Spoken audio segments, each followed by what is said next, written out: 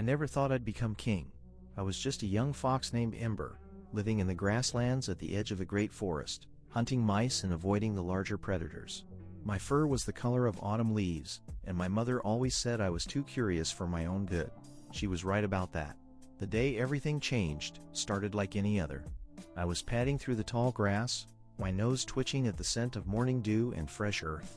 The sun was just climbing over the distant mountains, painting the sky in shades of pink and gold. Birds were singing their dawn songs, and somewhere nearby I could hear the babbling of the creek where I liked to drink. That's when I saw the smoke. Black and thick, it rose from the heart of the great forest, like a dark pillar, reaching toward the clouds. I stood on my hind legs, my ears pricked forward, my heart suddenly hammering in my chest. Fire in the forest meant danger for everyone. It meant animals fleeing, trees burning, the delicate balance of our world tipping toward chaos. I should have run the other way. Instead, I ran toward it. The closer I got, the more animals I saw streaming past me, their eyes wide with terror. Deer bounded through the undergrowth, rabbits scattered in all directions, and a family of badgers hustled their young away from the flames. An old owl swooped low over my head and called out, "Turn back, young fox. The Bear King's den is burning. There's nothing you can do." But I kept running. The Bear King ruled these lands. He was the one who kept the wolves from taking more than their share, who made sure the strong didn't devour the weak, who settled disputes between the clans. Without him, we would descend into chaos and bloodshed. When I reached the den, the heat hit me like a physical wall. The ancient oak tree that marked the entrance to the Bear King's underground home was engulfed in flames, and smoke poured from the entrance. I could hear coughing from inside, a deep rattling sound that made my stomach clench with fear. "Hello," I called out, pressing my body low to the ground where the air was slightly clearer. "Can you hear me?" "Here," came a weak voice. "I'm trapped." The tunnel collapsed. I squeezed through the entrance, my eyes stinging from the smoke, my lungs burning. The Bear King was there, a massive brown bear, with silver streaking his muzzle, pinned under a fallen beam. His eyes found mine, and they were filled with pain, and something else, something that looked like resignation. "You need to leave, little fox," he said, his voice a rumble like distant thunder. "This is my end. I don't accept that," I said, even though my whole body was trembling. I was so small compared to him, barely reaching his shoulder, even when he was lying down, but I wedged myself under the beam, and pushed with all my strength. It didn't budge. "There's another way out," the Bear King said, coughing. "Behind me, a small tunnel. Too small for me, but you could make it. Save yourself." "Not without you," I said. I looked around frantically, my mind racing. Then I saw it, a thick root from the oak tree above, hanging down near the beam. If I could gnaw through it just right, maybe I could use it as leverage. My teeth ached as I bit into the root, working as fast as I could. The Bear King watched me, something like wonder in his dark eyes. The smoke was getting thicker, and I could feel my consciousness starting to slip. But I kept gnawing, kept working, until finally the root came free. I wedged one end under the beam, and the other against a solid stone in the wall. Then I threw my whole body against it, again and again, using it like a lever. The Bear King understood what I was doing, and began to push from his side. With a groan of wood and earth, the beam shifted, just an inch, but it was enough. The Bear King dragged himself free, and together we stumbled toward the small back tunnel. He was right, it was too small for him. But he was weakened enough now that he could squeeze through if he really tried. I went first, calling encouragement, and inch by painful inch, he followed. We burst out into the fresh air just as the den collapsed behind us, sending up a shower of sparks and smoke. We lay there in the grass, both of us gasping and coughing, alive against all odds. When the Bear King could finally speak, he looked at me with an expression I couldn't quite read. "You came back for me. You, a fox, who I could swallow in one bite. Why?" "Because we need you," I said simply, "and because it was the right thing to do." He was quiet for a long moment. Then he said, "I am old young fox. That fire wasn't an accident. It was set by wolves from the northern pack. They grow bold. They want to rule these lands themselves, and they thought burning me alive would be easier than facing me in combat. They were probably right." He paused, his breathing labored. "I have no heir, no cubs of my own, and I am too old and injured now to hold this kingdom together. The wolves will come, and when they do, it will be war. Then we fight them," I said. "We?" He almost smiled. "You and I? Not just us. Everyone. All the animals who want peace instead of tyranny." The Bear King studied me with those ancient eyes. You have courage, little fox, and a clever mind. You saw a solution where I saw only death. He struggled to his feet, wincing with pain. I am calling a gathering. Tomorrow at the Great Rock, every animal who can walk will be there, and I will name you my successor. My mouth fell open. What? No, I'm just a fox. I'm nobody. Choose an eagle or a wolf who's loyal, or another bear. There are no other bears in this forest, he said quietly, and the eagles care only for the sky, not the land. As for wolves, the loyal ones are too few, and none of the other animals would accept their rule now. But you are small like the mice, clever like the ravens, brave like the badgers. You have shown you will risk everything for what is right. He fixed me with a stern gaze. Will you do it? Will you stand for these animals when I am gone? I thought about my mother, my small den in the grasslands, the simple life I'd always known. Then I thought about the terror in the eyes of the animals fleeing the fire, the chaos that would come if the northern pack seized power. Yes, I whispered. I'll do it. The next day, animals gathered from every corner of the land. They covered the ground around the Great Rock, like a living carpet. Deer and rabbits, badgers and otters, birds of every kind, filling the trees. The wolves of the northern pack stood at the edges, their leader, a scarred gray wolf named Fang, watching with cold yellow eyes. The Bear King climbed onto the Great Rock, his movements stiff and pained. I stood beside him, feeling impossibly small, impossibly inadequate. The crowd murmured with confusion. A fox? As their leader? I name Ember the Fox as my heir, the Bear King announced, his voice carrying across the gathering. She saved my life when she could have saved herself. She has proven her courage and her wisdom. When I am gone, she will be your queen. The murmuring turned to outright protests. A fox can't lead us, someone shouted. She's too small. This is madness. Fang stepped forward, his lips pulled back in a sneer. This is insulting. A tiny fox to replace the great Bear King. I challenge her right to rule, by combat. The Bear King tensed beside me. You cannot. She is not yet crowned, and the law forbids. I accept, I said clearly. Every eye turned to me. The Bear King leaned down and whispered urgently, Ember, no, he will kill you. If I'm to be queen, I can't hide behind the old king, I said quietly. Then louder, to the crowd, I accept the challenge, but not to the death.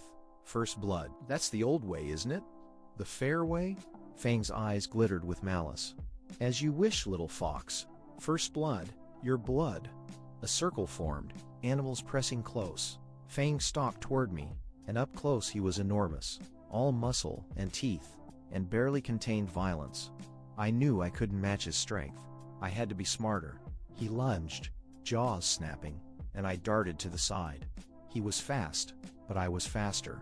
Again and again he attacked, and each time I evaded, wearing him down, learning his patterns. The crowd was silent now, watching with held breath. Stand still, coward, Fang snarled. Cowardice would be fighting your fight, I called back. I'll fight mine. He charged again, and this time I was ready. Instead of dodging away, I dove forward, sliding between his legs. As I passed beneath him, I raked my claws across his belly, just deep enough to draw blood. First blood. Mine. The crowd erupted. Fang stood there, stunned, looking down at the thin line of red on his fur. By the law, the challenge was over. I had won. The Bear King's voice rang out. The challenge is decided. Ember the Fox has proven herself. But Fang wasn't finished. His eyes went wild with rage, and he lunged at me again. Law be damned. Before he could reach me, the Bear King threw himself between us, taking Fang's attack. The two massive animals collided, and though the Bear King was injured and old, his fury was terrible to behold. You dare break the sacred law, he roared, pinning Fang to the ground. You are banished, you and any who follow you. Leave these lands and never return.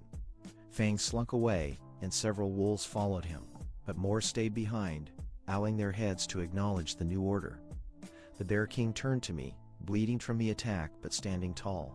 Kneel, Ember the Fox, he said.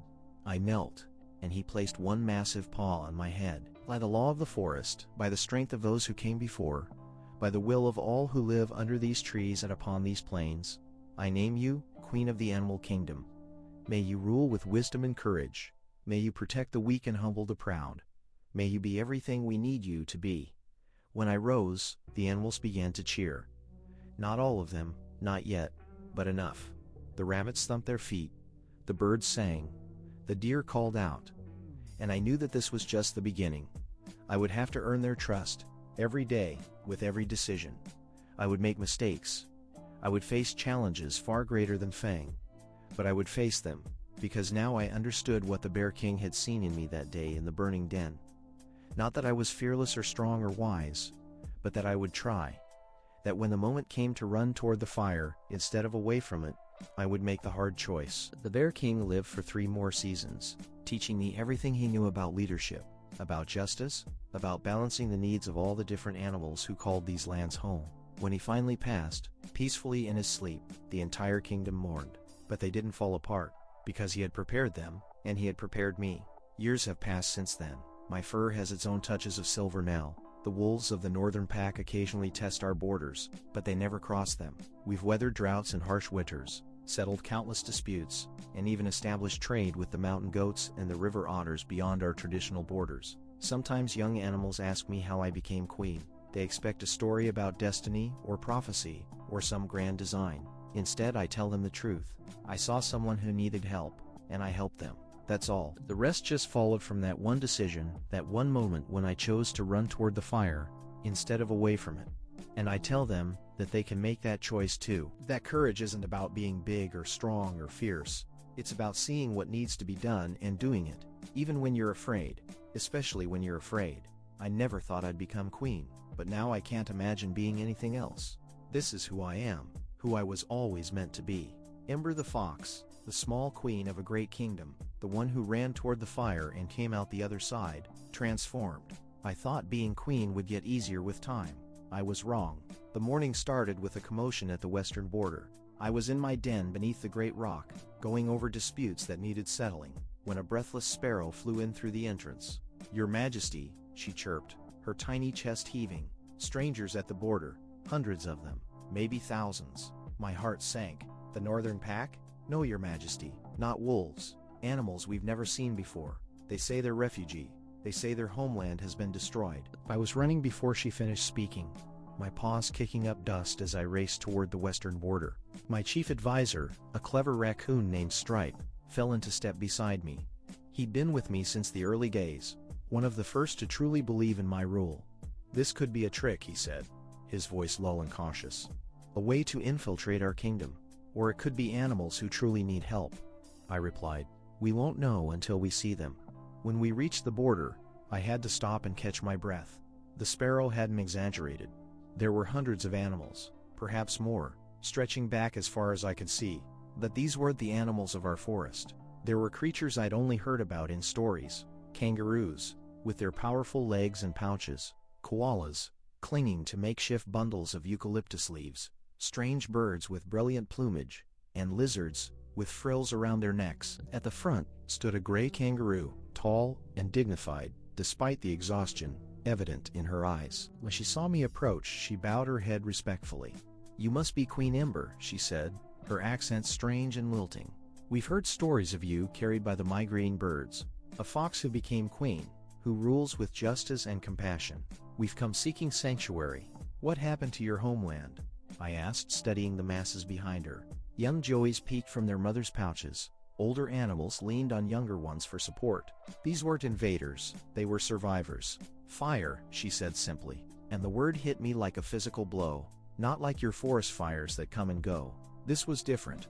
It started in the hot season and never stopped. It consumed everything, the trees, the grasslands, the very earth itself. We fled as long as we could, but eventually there was nowhere left to flee to. So we traveled, following the birds' tails, hoping to find the kingdom where a small fox had built something worth believing in. I looked at the refugees, then back at my own animals who had gathered behind me.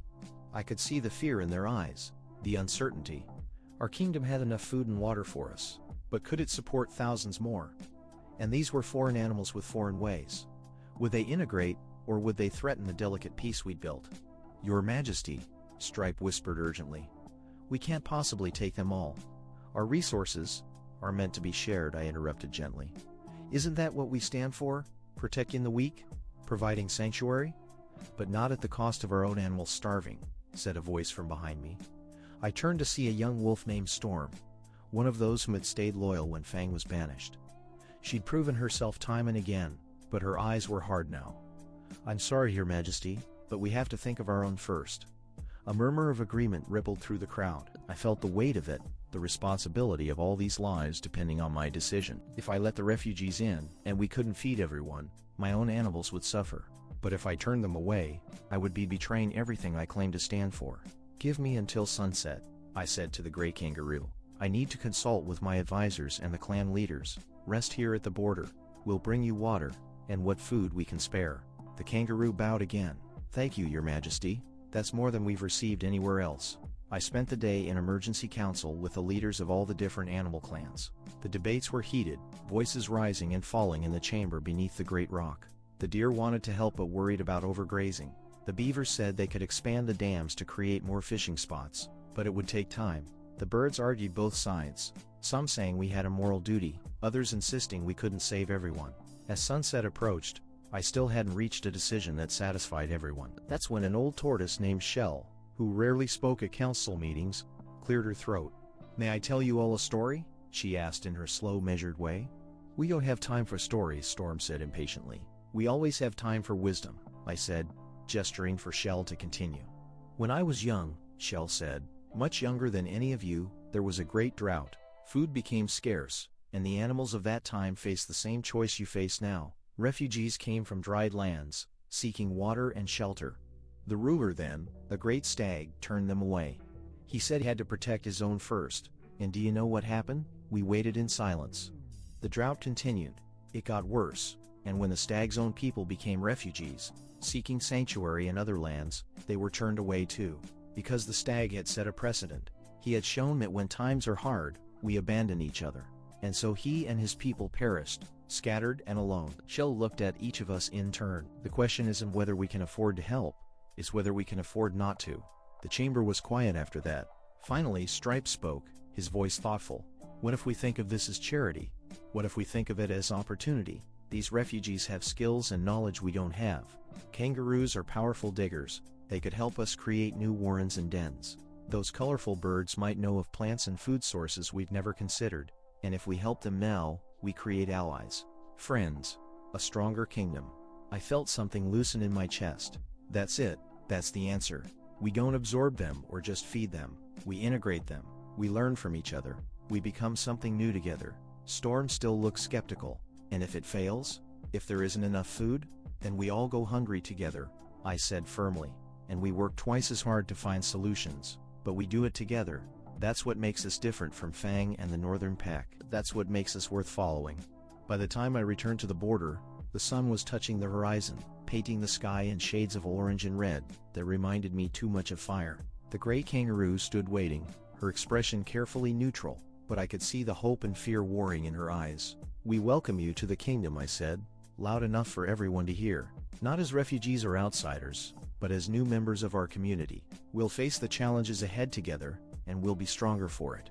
The kangaroo's eyes filled with tears. She bowed low, and behind her, hundreds of animals did the same. "You won't regret this, Your Majesty, I swear it." "I'm sure I'll regret it at least a little," I said with a small smile. "But I'll regret turning you away much more." The integration wasn't easy. The first few weeks were chaotic, with cultural clashes and resource strains and more than a few fights breaking out between local animals and newcomers. But slowly, gradually, things began to change. The kangaroos did indeed prove to be excellent diggers, and they taught us new techniques for creating underground storage chambers that kept food cool even in the hottest weather. The koalas, with their calm demeanor and problem-solving skills, became unexpected mediators in disputes. The brilliant birds discovered a grove of fruit trees at the edge of our territory that we'd always ignored because we didn't recognize the fruits as edible. More importantly, the stories began to blend. Refugee animals told tales of their homeland, of vast open plains and strange stars, and our animals shared the legends of the Great Forest and the Bear King. Young animals from both groups played together, and in their games, the differences mattered less and less. 3 months after the refugees arrived, I was doing my evening rounds when I came upon Storm and a young kangaroo named Jack, training together. Storm was teaching Jack the wolf's way of tracking by scent, and Jack was showing Storm how to use powerful hind legs for leaping attacks. "Your Majesty," Storm said, noticing me. She looked almost embarrassed. We were just building a stronger kingdom, I finished for her. That's exactly what you were doing. Storm ducked her head. I was wrong. About the refugees. About a lot of things. Jack here saved my pup last week when she fell into the river. Dove right in without hesitation. I judged him before I knew him. I'm sorry. Don't apologize to me, I said gently. You changed your mind when you saw new evidence. That's not weakness. That's wisdom. As I continued my rounds, I thought about how much had changed since that day. I'd run toward the burning den. My kingdom had grown, not just in size but in complexity and richness. We were no longer just the animals of the great forest. We were something more, something better. But I also knew that challenges still lay ahead. The northern pack grew stronger and bolder every season. Resources were still tight, even with our new innovations. And there were rumors of something worse on the horizon, whispers of human machines moving through the far territories, of forests falling and rivers being choked with strange substances. That night, I stood on the great rock and looked out over my kingdom. I could see the glow of community fires where animals gathered to share meals and stories. I could hear laughter and song mixing with the familiar sounds of the forest night. The gray kangaroo, whose name I'd learned was Marina, hopped up beside me. Thank you again, Your Majesty, for giving us a chance. You've more than earned your place here, I said. But Marina, I need to ask you something. These fires that destroyed your homeland, are they moving this way?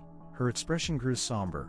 I don't know. The patterns were unpredictable. But the world is changing, Your Majesty. Even if the fires don't come here, something else will.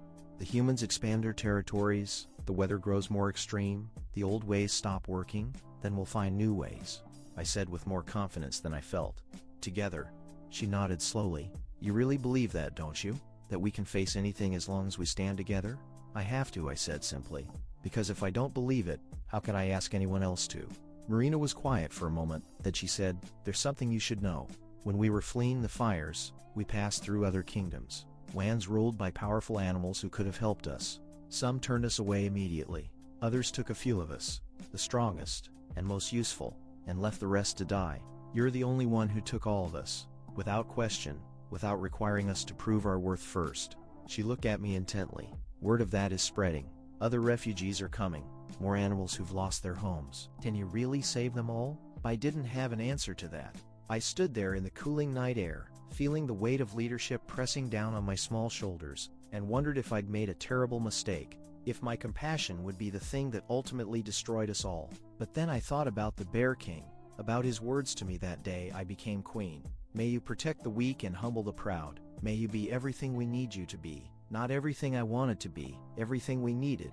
I don't know if I can save them all, I admitted to Marina, but I know I have to try, because that's what this kingdom stands for. That's what makes us worth saving. Far to the north, lightning flashed on the horizon. A storm was coming, in more ways than one, but for now my kingdom was at peace, and animals who had been strangers were becoming family. I had run toward one fire, and survived. I would run toward whatever came next too, because that's what queens do. They don't run away. They run toward the fire, again and again, as many times as it takes, even when they're afraid. Especially when they're afraid.